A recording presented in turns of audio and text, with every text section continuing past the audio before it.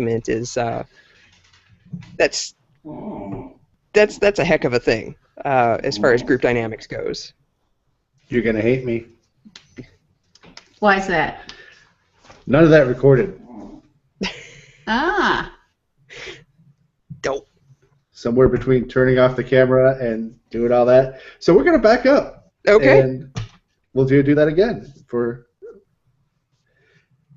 And now you already know what the questions are, so you're there all we go. I can probably answer them faster now. So you mean none of anything that we've said so far none of that recorded? Well, happy Tuesday. Yeah, it's been one of those days. Okay, one more time.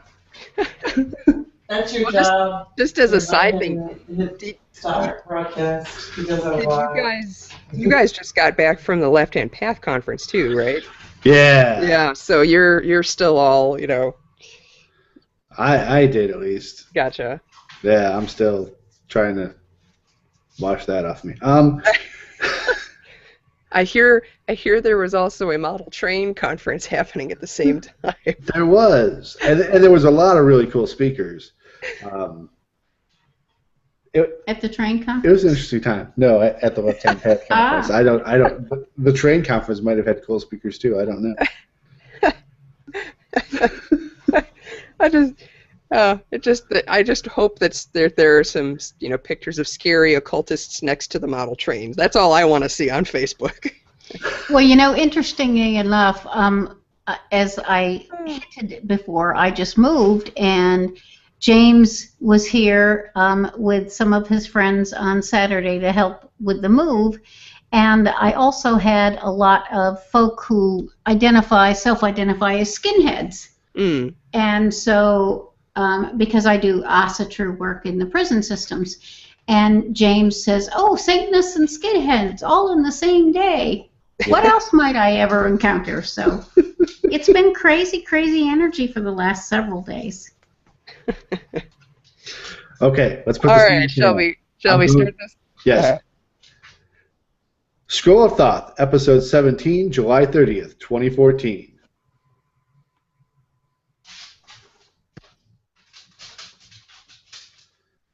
Welcome back.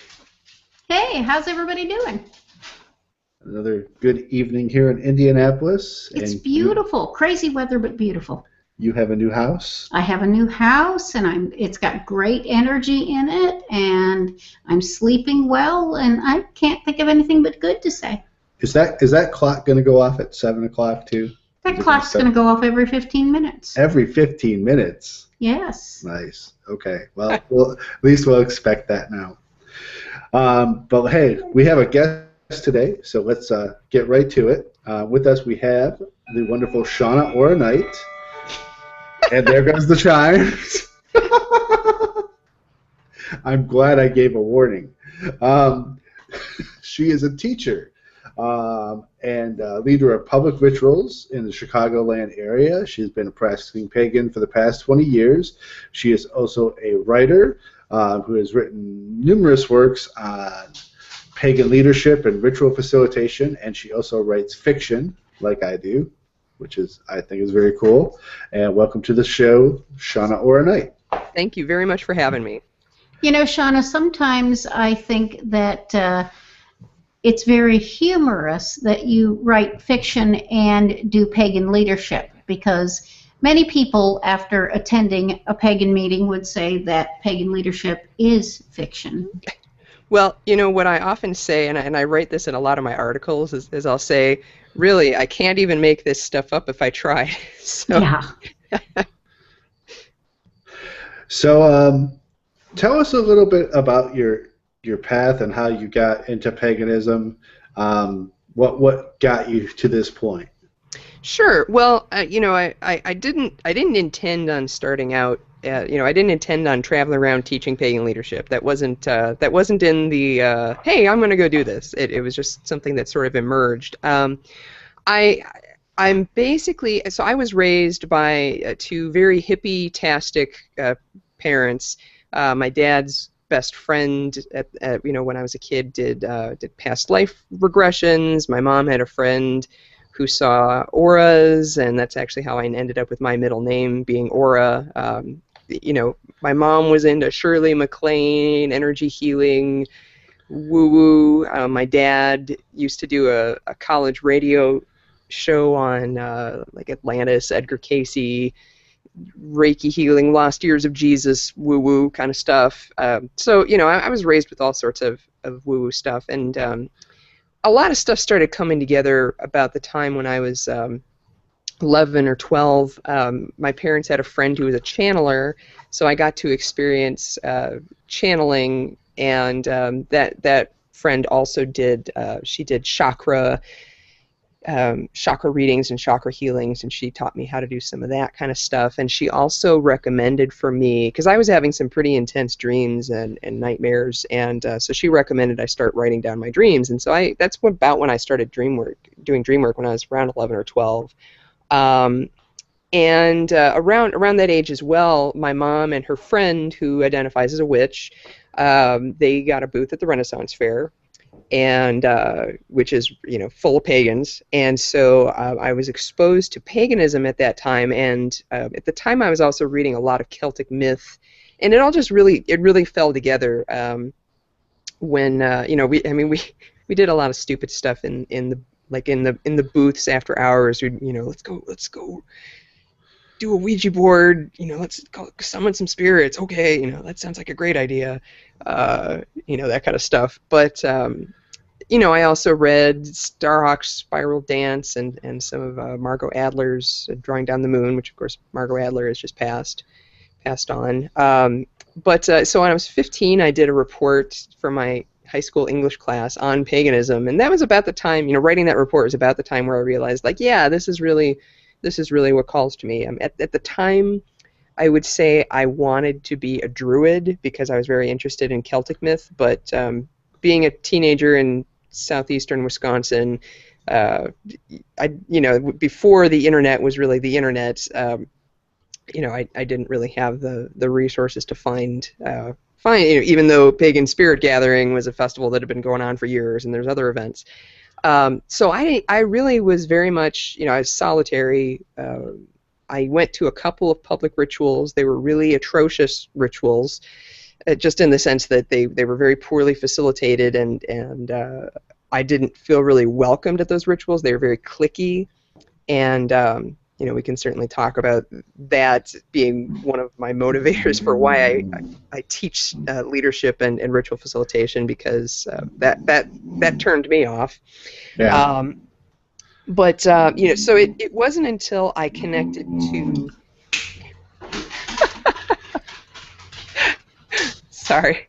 No, that's okay. That would be Andy. He's our resident pooch here. I was curious what that strange.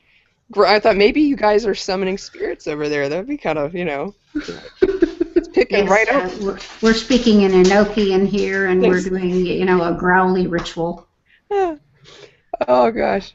Well, anyways, yeah, I didn't start really doing public pagan work until I found the reclaiming tradition, and until that point, the rituals that I had been to just really did not call to me. Like when I would go out dancing at a goth club or go to a rave, I would really feel a sense of spiritual connection. Or when I did one of my Dreamwork rituals, I would feel actual spiritual connection. Oh, go ahead. You were hanging out in Bristol Renaissance Fair and goth clubs in Chicago. I'm surprised we hadn't met at some point. Probably some passing ships in the night there. But yeah, it was the ecstatic element of the reclaiming rituals that really called to me. And so then I started, you know, because I'm a joiner, I'm a doer, and so I started helping put on public rituals with the reclaiming tradition. This was back in about 2004. Yeah, this was late 2000, mid-late 2004. I started helping put on public rituals with Chicago Reclaiming, and then I found out about this place called Diana's Grove, which was a retreat center and mystery school in Missouri. So I started doing their leadership program. I actually moved there for a time. I started kind of co-leading a group in St. Louis. I hadn't really intended to, but it sort of came out of the work I was doing at Diana's Grove, and then when I moved back to Chicago, I started hosting some rituals in Chicago, and I started traveling and teaching because I had learned so many amazing things at Diana's Grove about leadership and ritual facilitation, and then I noticed out there in the world, like, there's all these pagan groups out there that just desperately need this stuff. They need this education, and they don't, and then they don't have it.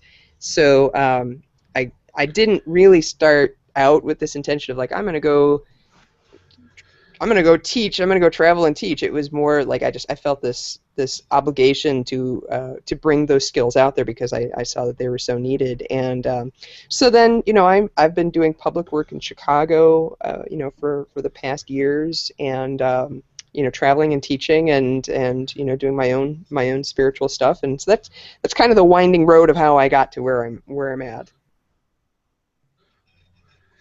Tell us. You often hear people say that dealing with pagans is like trying to herd cats.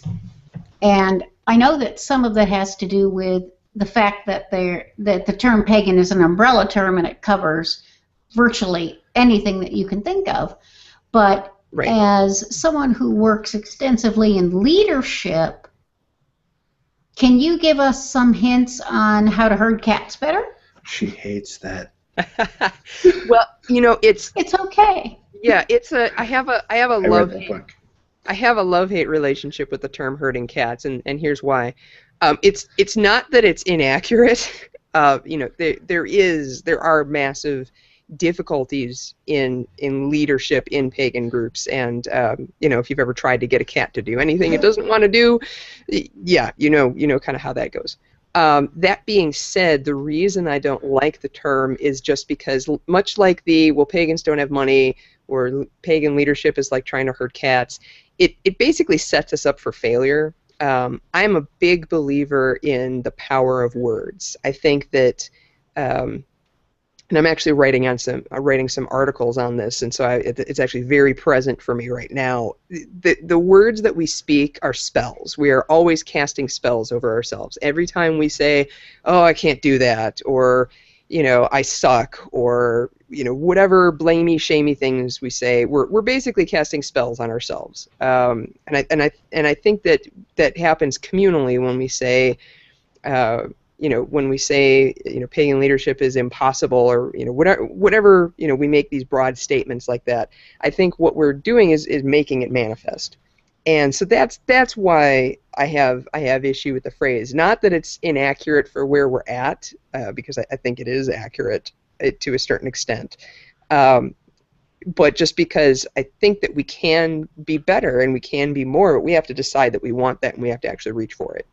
Well, I think very much it's more like herding border collies myself, because everybody knows how to be the leader and everybody wants to go in their own direction because they know best how to do it. Right, and that's certainly one of the challenges, is that there's so many challenges. You asked about, I think your original question was what are some of the things about pagan leadership, and it's I mean, you're very correct, because paganism is such a big umbrella term. I know a lot of people who will say, well, pagans are this and pagans are that. It's like, well, you can't really say that anymore. You can't say pagans are all liberal, because we're not. You can't say pagans are all polytheistic, because we're not. So a lot of those things that used to be defining terms for paganism aren't necessarily accurate. And within that, then you have all these tiny little groups, and you have, how do I put this? You have, one of the things that I've seen a lot of is that many of us, and I'm going to include myself in this number, and you'll understand why in a moment. There's a lot of leaders that have that visual, they're visionary leaders. They're like, hey, let's put on a ritual, let's organize a pagan pride event, let's organize a pagan festival, let's do this thing, let's run a group, let's do this. They have that motivation and energy to do it. But the problem is that many of us who have that motivation and energy to do it also have some real specific personality flaws. And I certainly am among those. I mean, I'm great at starting things. I'm great at making an event happen, but running a consistent group, for instance, that's not something I'm really good at. Amen, sister. Yeah, I mean it's and a lot of leadership is starting to notice, and I'm a big believer in the axiom of know thyself. A lot of leadership is starting to recognize what am I actually good at and what am I not good at. And I think one of the difficulties is that pagan leaders often, because there's nobody else to do it, end up trying to fulfill all roles as a leader. And here's the thing. I'm a really good ritualist. I'm a really good public speaker, but not everybody is.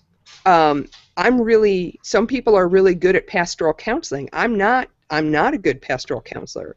And so, I mean, I think there's lots of different roles, and because paganism is such a small minority, there's only so many bodies. There's only so many people in a given region who have those skills and the interest to do it. And so, what you end up with is we don't have enough people who really have the motivation to step into leadership, who are also who have also done the personal growth work and are personally aware of the impact of the stuff that they're doing. I'm sure anybody listening to this who's been involved in a pagan group, and I'm sure that the both of you will resonate with this. I mean, how many of you you've tried to work with another pagan group, or you joined a pagan group to find out that the leader was not just really stubborn, but was actually kind of verbally abusive whenever if you ever disagree with them, or who would backbite and try and tear down what another group was doing as soon as they felt threatened. And that's so aggressive. Right, and and that's something that is really, really common in the pagan community, and that's really going to need to stop if we want to be able to organize things that last. Yeah, and some people like me are bad followers. Okay. Because I come to a group with expectations, like I want more democracy, I want more of this, and then it's like, no, that's not what we do, and I'm like, screw you then. Right.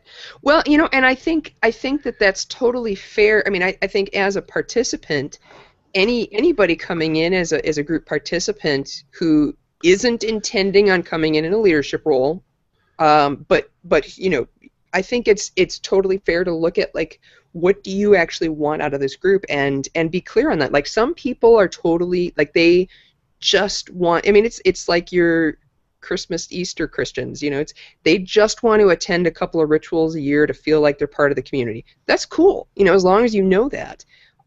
Some people come in and they really want to be part of things. They want to volunteer, and if they're volunteering, they want to have a say in the organization. That's, you need to know that going in. And some organizations are hierarchical and they have a specific structure. Some organizations are consensus based. We can talk over the chimes. Next time we do this, we're turning that thing off, right? I'll figure out how to turn it off. Yeah, okay. But basically, like, different groups have different structures, and what you want to do is figure out what the structure of the group is that you're joining or that you're thinking of joining, and figure out if it's a good fit. For instance, I'm leery actually of groups that use consensus process, just because most groups that try to use consensus process don't do it very well. So that's something that I kind of keep my eye out for. I don't mind a hierarchical group as long as I know what the rules are, and if the rules are not something I can live with, then I get to vote with my feet. Yeah, you start out with a faith or a spiritual practice, whatever you want to call it, that doesn't have a holy book, doesn't have, here, read this. This is what we're all about. Doesn't have a Vatican, doesn't have the big man on the mountain giving orders, and so it just naturally splinters. You have different people, different ideas. Everyone has ends up developing their own idea. Have you had success, or have you seen any success, like pagan interfaith? Yeah, I have. So, like, right now, and by right now I suppose what I mean is over the last few months, I've seen a lot of blog posts basically on the topic of polytheism specifically, how do I put this? So a lot of the people who identify as hard polytheists, and those tend to be, that I think a lot of the folks in that camp tend to be Asatru. But there's other, there's Hellenic polytheism, Hellenic Reconstructionism and other traditions. There's traditional witches. Right. So there's lots of different. There's kind of a spectrum of polytheism, and but the hard polytheists have gotten really, really frustrated with pagans who are coming actually from a more pantheistic perspective, which is I'm more of a pantheist, so I'm probably I've been guilty of this at times, but like I tend to view the gods as archetypes that are part of this generally universal all, and polytheists, especially more on the hard polytheistic side of the spectrum, get really upset with that. If I'm talking about the gods in a sense of my own beliefs, that might conflict with how they view the gods. And so there have been a lot of, if I can, it works better with an interpretive dance, but I've seen a lot of blog posts that are like, rawr, rawr, I believe this, or you're wrong, oh, you suck. But here's the thing is, these conversations have developed, and even though there's still a lot of rawr, rawr about it, there are folks that have on the more pantheistic side who have said, hey, you know what? I was speaking in big generalizations, and I apologize for that. I'm, that was not, I didn't realize I was being offensive in how I said that. And I've seen polytheistic folks, do things and say, I understand what you're saying when you say this, and I respect that's your belief system, and it's different from mine. So, I still, like I said, I still see a lot of rawr, but things like that, I think through discussion you can come to a place where we can hold that paradox of, I believe something that's different from what you believe, but that doesn't necessarily mean that either of us has to be wrong. We can still work together. We can still coexist. And, but it definitely takes getting, like when you see that blog post or that Facebook post and you get the adrenaline rush and your heart starts to thump and you get all ticked off, and you've got to climb down off your high horse for a minute. And I reference this. I often, I'll be like, okay, I'm gonna have to take a moment and breathe here before I respond to this, because what is my intention in responding? More Enochian chanting over there, huh? Yeah. Right. We have a lot of that. But yeah, I think, and honestly, I think there are some folks that are capable of taking that step back, and I think there are some folks that are not capable of taking that step back. And I hope to see more and more people in the pagan community,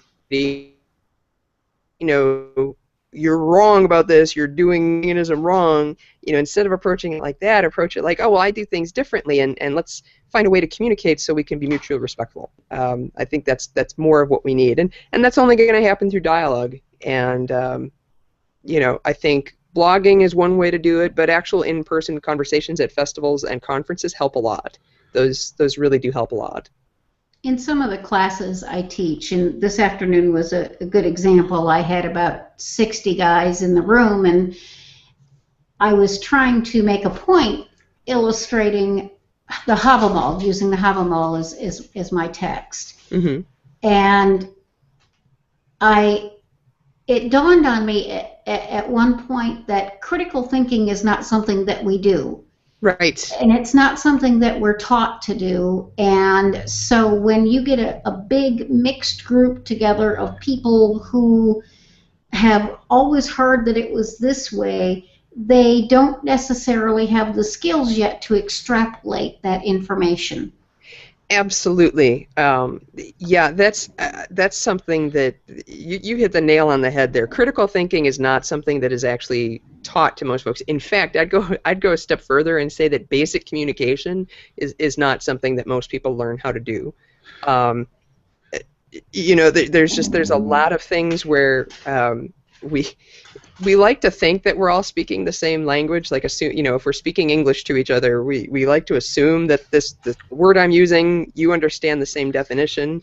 But we don't. I mean, we might mean very different things by how we use a word, and so that again goes into that power of language thing, because communication is difficult, and especially with any, if you've got any self-esteem issues, any issues in confidence, your own personal confidence. I have found for myself, doing personal spiritual work to build a stronger sense of self-esteem, a stronger sense of self, to really heal some of those old wounds in my ego, has made me a tremendously better person to have an argument with, because I'm no longer bound up in, I've got to be right, because if I'm wrong, then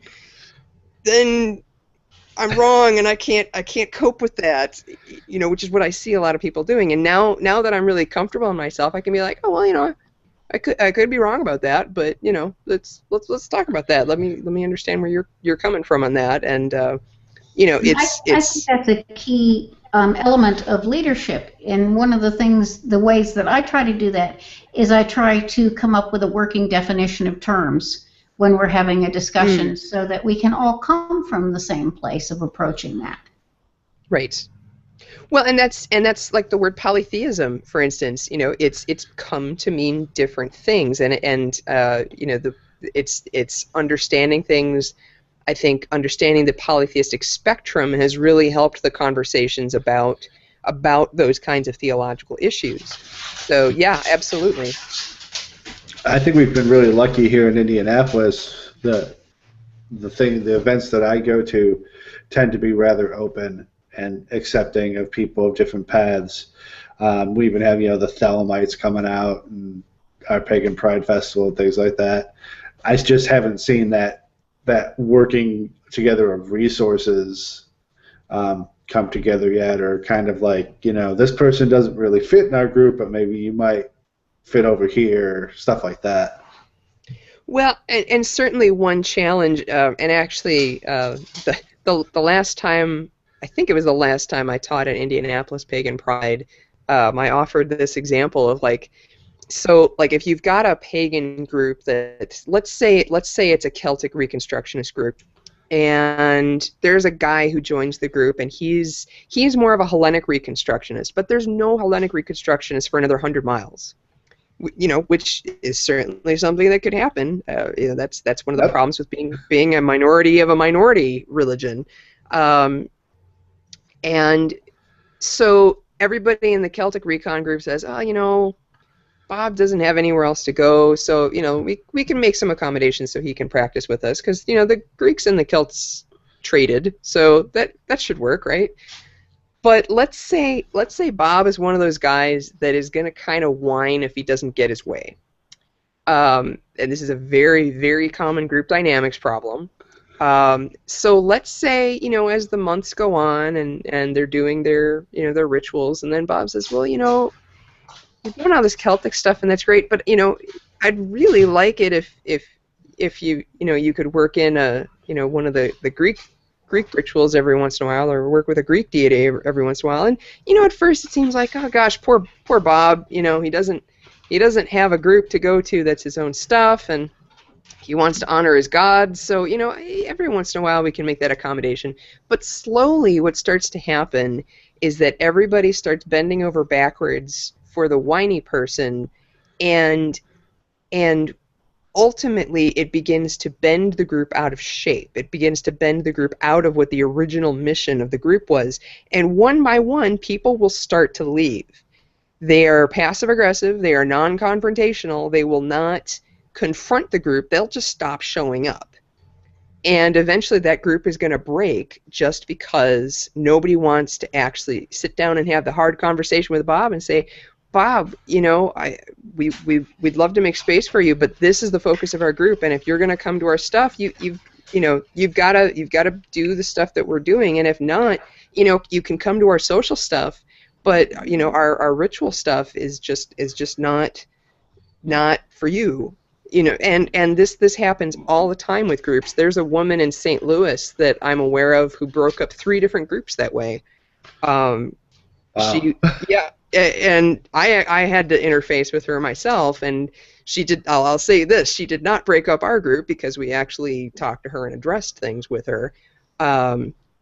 Sort of.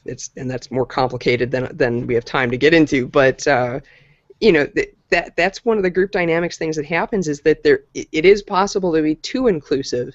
And the thing is you've got to be really clear about what your intentions are. If you have a really specific ritual focus, like if you're in a group that's doing magical activism, you're raising energy for specific political actions, there's some pagans that are really not okay with that. And so that ritual work is not for everybody.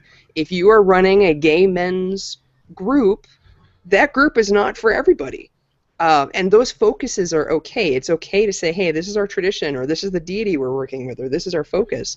I think the inclusiveness has to come in other ways, where it's like, okay, well, this is our specific focus, but we're happy to ally with you. We're happy to work with you, and maybe work on, social events for pagans that are inclusive of all traditions.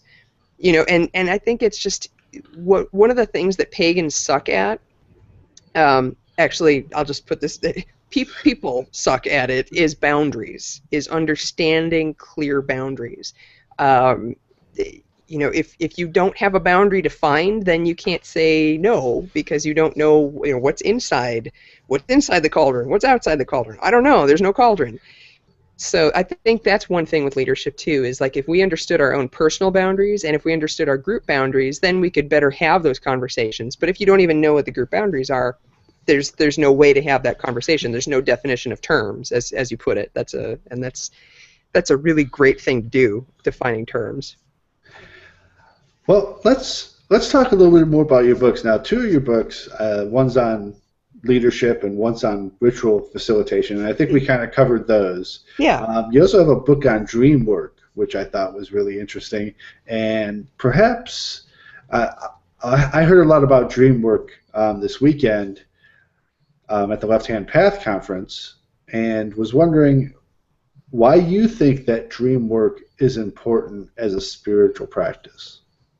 Well, the book actually came out of, so when I moved to Diana's Grove, I had been doing Dreamwork for over 10 years at that point, and well, let's see, I've been doing Dreamwork for like 10, 15 years at that point, and I had never written nonfiction before, but Diana's Grove had this magazine called Between the Worlds, and so there was another woman who was supposed to write a column on Dreamwork, and literally like 2 weeks before the first column was due, she said she couldn't do it. So they said, hey, would you like to write this monthly column on Dreamwork? And I went, okay. And I had a lot of fiction writing experience, but I hadn't, I'd written business letters and emails, but I'd never written articles before. So every month I would just labor for days on these articles. So the book actually came out of me taking that series of 12, it was more like 10. Ding ding.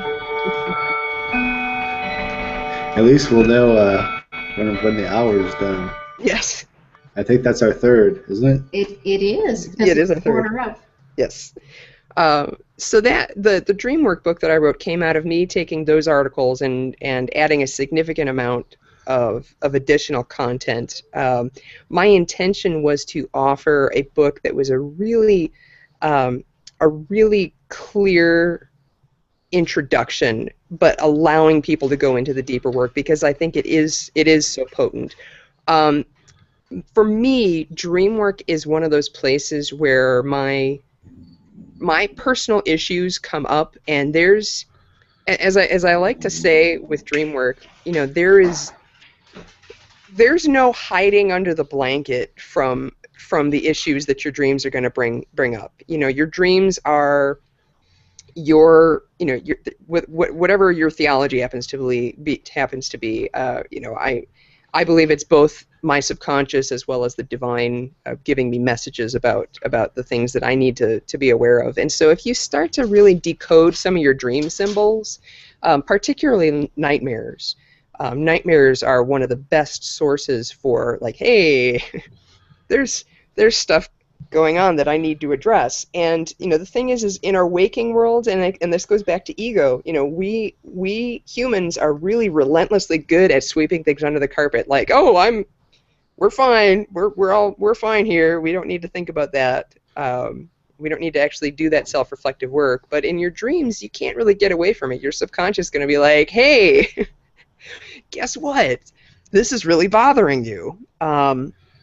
And so, over the years, writing down my dreams, it has become a lot easier for me to look at a dream, at a nightmare, and go, okay, well, that's a symbol of this, and that's a symbol of this. And one of the things that I talk about in the book is that you can look at some of those dream symbol books, and sometimes they are a good pointer, but really you need to come up with your own symbolic language for your dreams. And here's an example.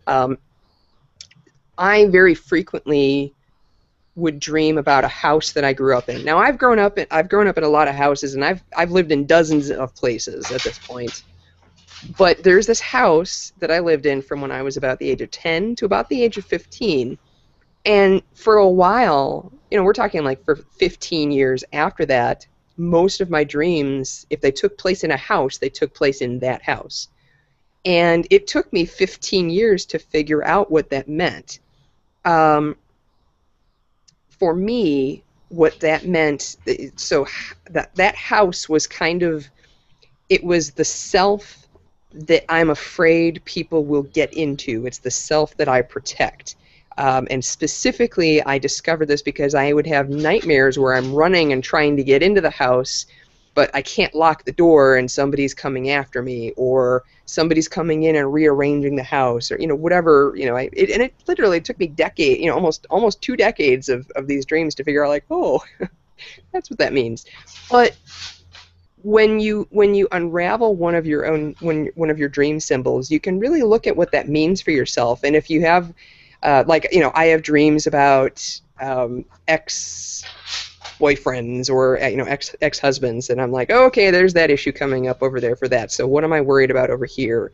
Or other things, and it goes back to know thyself.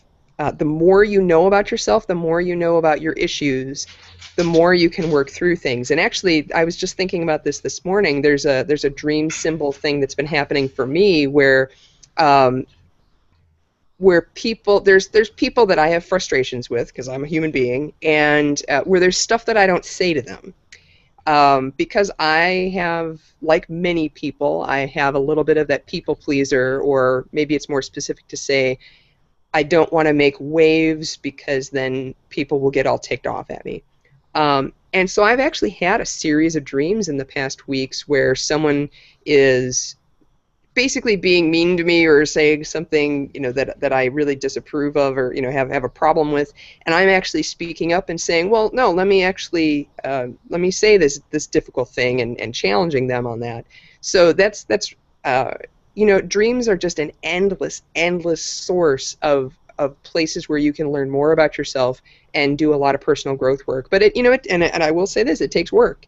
You've got to write down your dreams, you've got to think about your dreams, you've got to learn about symbolic language and how that symbolic language works for you. But at the same time, if you remember your dreams, you can't not do this work. You can ignore it, but it's one of those plug and play kinds of spiritual things where if you are if you do remember your dreams, you don't need to belong to an initiatory tradition. You don't need to have a high priest and a high priestess. You can do your own direct spiritual work this way, and your subconscious is one of the best guides out there. Do you work at all with lucid dreaming? Sometimes. For me, how can I put it? I don't typically try to gain consciousness in my dreams to shift them, and the reason for that is that in my waking life, like if I'm trying to do trance work, I have such a hard time getting into a trance state that I really want to let my subconscious drive the car when I'm asleep and let me know what's coming up. I don't want my conscious mind to drive that so much, if that makes sense. Mm-hmm. That being said, the way I have found to do lucid dreaming is when I have identified a dream symbol, particularly a nightmare symbol, that symbol no longer frightens me. And here's this it's ridiculous example. So I used to have these terrifying dreams of tornadoes, and we're running and there's tornadoes in the distance, and it's terrifying, and I can't properly convey the kind of terror. But if you think about any of the really horrible nightmares you've had, that would be the kind of nightmare I would be having. And once I unraveled what the dream symbol meant for me, like I'd be in a dream and there would be a tornado bearing down on us, and I would turn to the person next to me and I would say, no, it's okay, it's all right, because in my dreams tornadoes are just symbols of change I'm afraid of. I'm in the dream. I'm not aware that I'm dreaming, but I have locked on to my conscious knowledge of what that symbol is, and so it doesn't terrify me anymore. So, it's kind of semi-lucid dreaming. And it's very powerful. It is, yeah. That is the first time I've seen it approached that way. Okay, so while we're getting through your works here, you mentioned you started out with fiction. I did, yeah. I never intended on writing nonfiction either, but that's kind of how life works. I have actually been writing fiction. I've been writing novels since I was 12. I just never never finished anything or tried to get it published until about a year ago. That sounds like me. Yeah.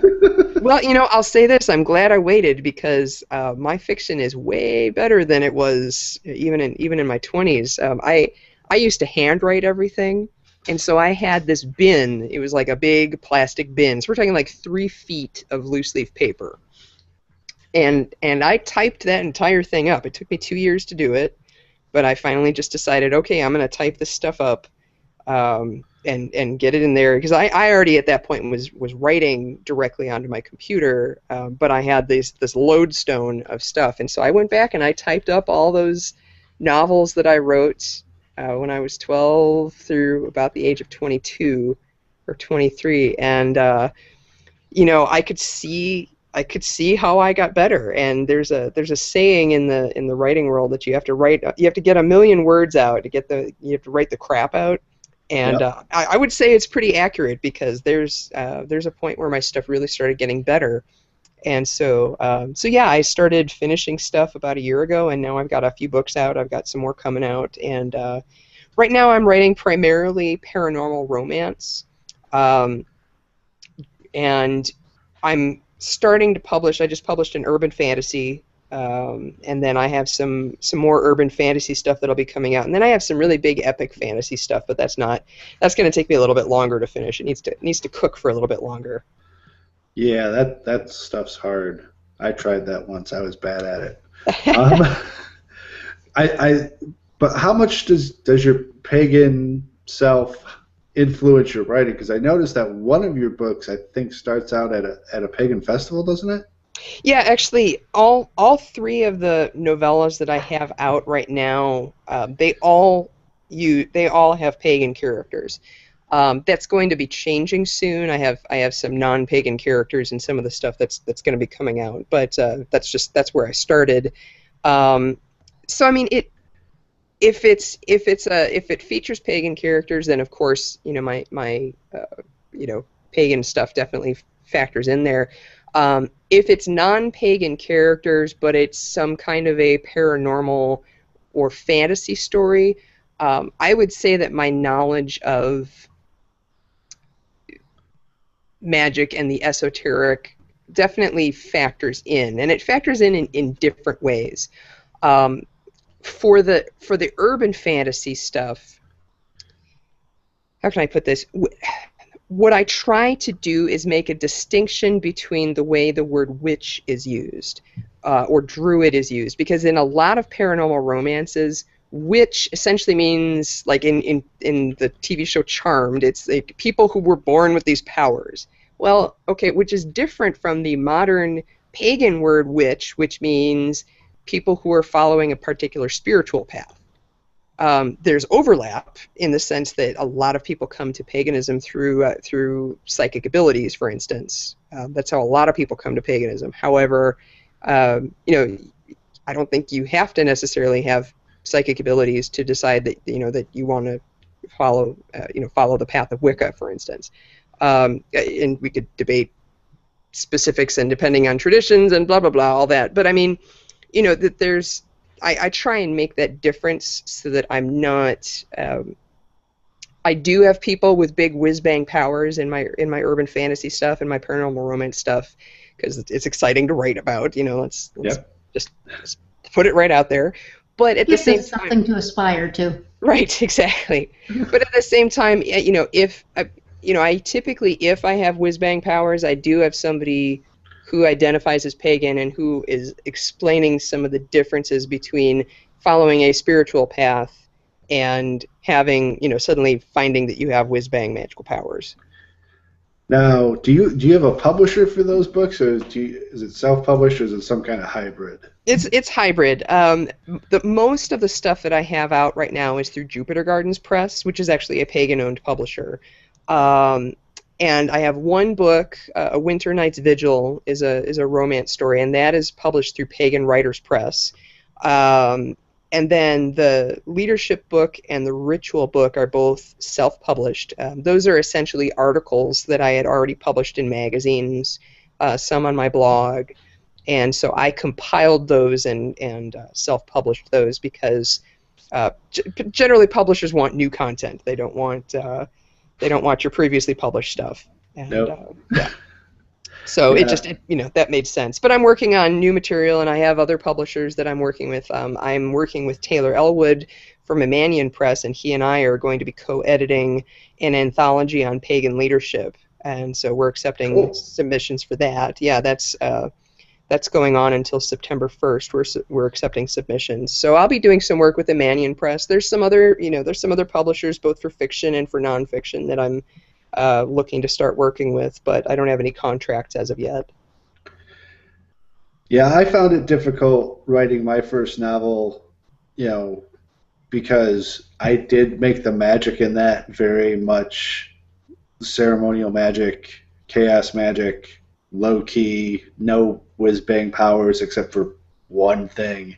And it's like it's so unlike the rest of the urban fantasy out there that I didn't know who to give it to. Well, there's still a place for that. I mean, if you read Charles DeLint, who is, I would say, one of the forefathers of of urban fantasy. Yeah. Even though he has there's some intense magic stuff that happens, I would say a lot of the magic in his stuff is pretty right on. It's pretty subtle. I was actually just reading through. I've got it right here. Moonlight and Vines is a book of his where this book is so dog-eared because I flipped it over for all these different little quotes he has about how magic works, and it's very much about self-knowledge and so it's, I mean, there is urban fantasy out there where it is subtle, but yeah, I mean, most of the stuff, it's definitely that they want to see the whiz bang, and so yeah, I hear you. There's got to be a vampire and a werewolf and, a witch. And a bell ringer. And a bell ringer. And then that's going to be the long one because we've just hit 7 o'clock. So now it's going to ding 7 times. I'm sorry. That's okay. It will have a little musical interlude behind us. So marking that... Would you like to let us know about any upcoming events that you have or books that are about to be released? What's on the horizon for you? And when are you going to be in Indy next? It's funny you mentioned that. So I've actually I had this whole adventure of I was in a car accident back in December, so I stopped planning for future events for a while until I had a car, which I have now. But I basically was like, okay, I have certain travel obligations that I need to meet, but after that I can't really plan for anything. So my schedule is actually pretty open for the time being. I'll be at Chicago Pagan Pride in September. And I'm talking to a few different folks about some upcoming gigs. I'm talking to some folks in St. Louis, and I've actually been talking to Spiritual Gardens just a little bit in Indianapolis about maybe doing something there, but we haven't set any specific dates. It's difficult to plan trips without a local organizer, is what I've found. When I have a local organizer in an area who knows the different communities and can send emails out to people and can say, hey, what workshops would you be interested in, then there's a lot more buy-in. And when it's just when I just, hey, I'm going to show up at this bookstore and do this workshop, there just tends to be a lot less engagement. And with the leadership stuff, especially the leadership and the ritual facilitation, I want to really find out what people are interested in and what's going to serve the local community. So that being said, yes, I would love to do some stuff in Indy. I've got some loose plans around that, but nothing firmed up. I don't have any release dates for upcoming books because I don't know what the dates are. I do have, as you just brought up vampires and werewolves, I do have a vampire book that's going to be coming out at some point, but I'm not sure what the release date is going to be, but it probably will be in the next couple of months. And beyond that, I'm working on all sorts of stuff. I'm working on my working title is Shauna's Big Book of Ritual Stuff. It's a great working title, isn't it? Yeah. You might just keep it. I don't know. You might just keep it. I'm working on a longer book on leadership that's written more as a workbook. I'm also working on doing some online workshops because one of the things that I have also experienced is that people just don't have the travel budget, and if I'm traveling and teaching, that it gets expensive, and so I'm looking at ways to make especially the leadership stuff more accessible to folks who can't afford to travel or who can't afford to bring me into town. So that's something I'm kind of dipping my toes into. But yeah, I've got lots more books in the hopper, lots more stuff that's going to be coming out. I actually just finished a novel this week, and I'm hoping to finish another next week. Congratulations. Thank you.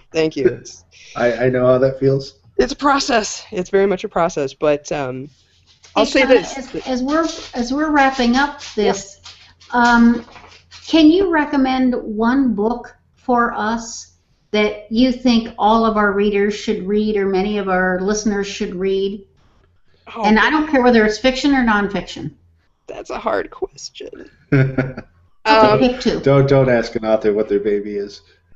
No, so I can't answer that question. The book that I recommend to anybody who is interested in spiritual seeking, but especially for folks who are like, well, I don't really feel like I'm any specific path or blah blah blah, whatever. They haven't found their groove yet. I recommend Angeles Arian's book, The Fourfold Way, because there's these great questions that she asks as part of it.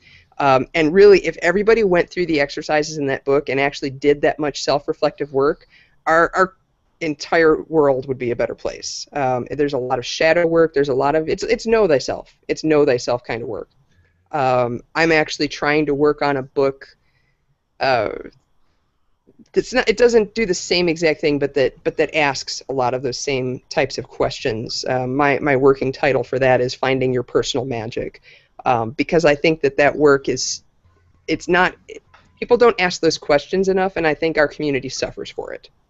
I think Colleen was asking which one of your books you would recommend people start No, actually I wasn't. Okay. No? No, because I get that question all the time from people, is if you could recommend one book for me, what would that book be? Okay. Then we'll recommend all your books. Well, yeah, it depends on what you're looking for, with the fiction and the nonfiction. But if you're into leadership, the book on leadership is gonna be a good resource for you. If you're looking to learn how to better facilitate rituals, I'm not teaching theology, I'm not teaching tradition, I'm just teaching basic facilitation, public speaking, actually, event planning kinds of skills for making rituals better. What book did you have the most fun writing? Oh gosh. I would say Werewolves in the Kitchen is the paranormal romance that came out a year ago, and that one was probably the most fun to write. It was the first, so I don't know that I've admitted this on the air to anybody else. So that is the first piece of fiction that I had finished since I was 14. Awesome. Yeah, so I mean, I have, thousands of pages and dozens of manuscripts half finished, but that is the first piece of fiction that I had actually finished.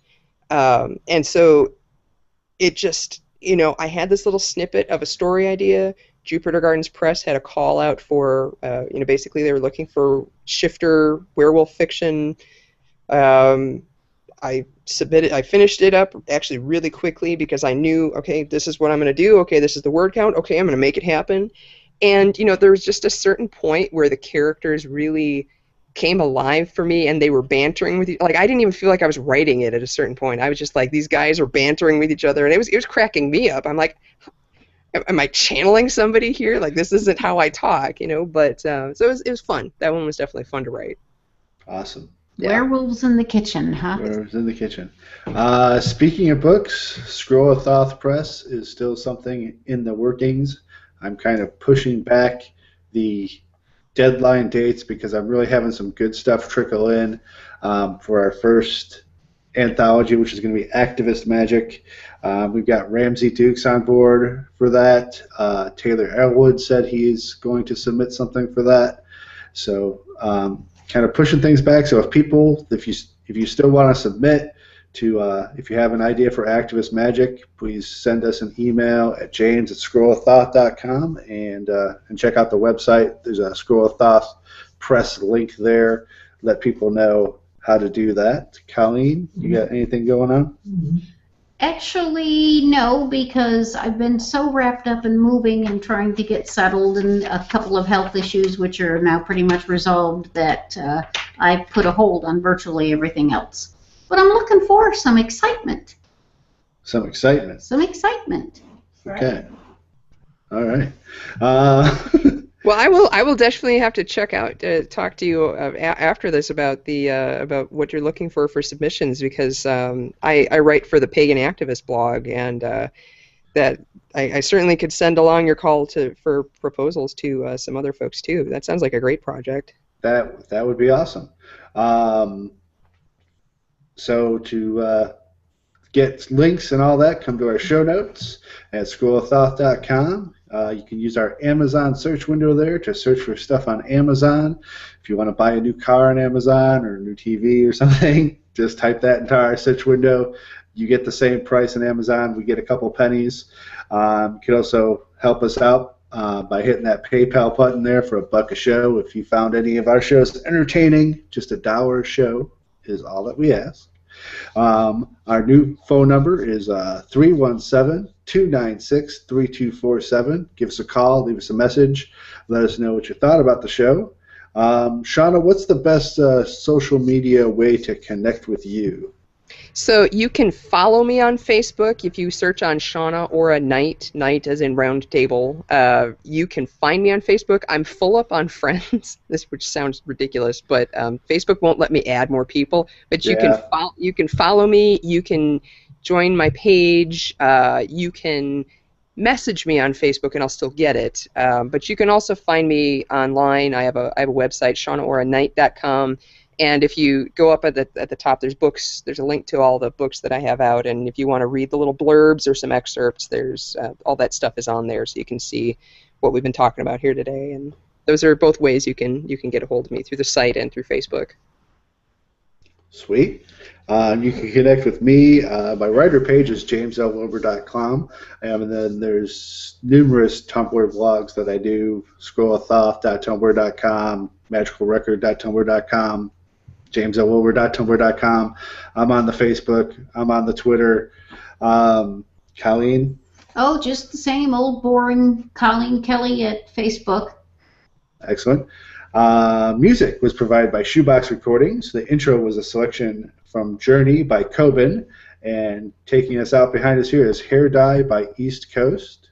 Shauna, thank you very much for joining us. Oh, thanks for having me. All right, good night. It was good talking with you. Goodbye. Bye-bye. All right, so hold on. Okay.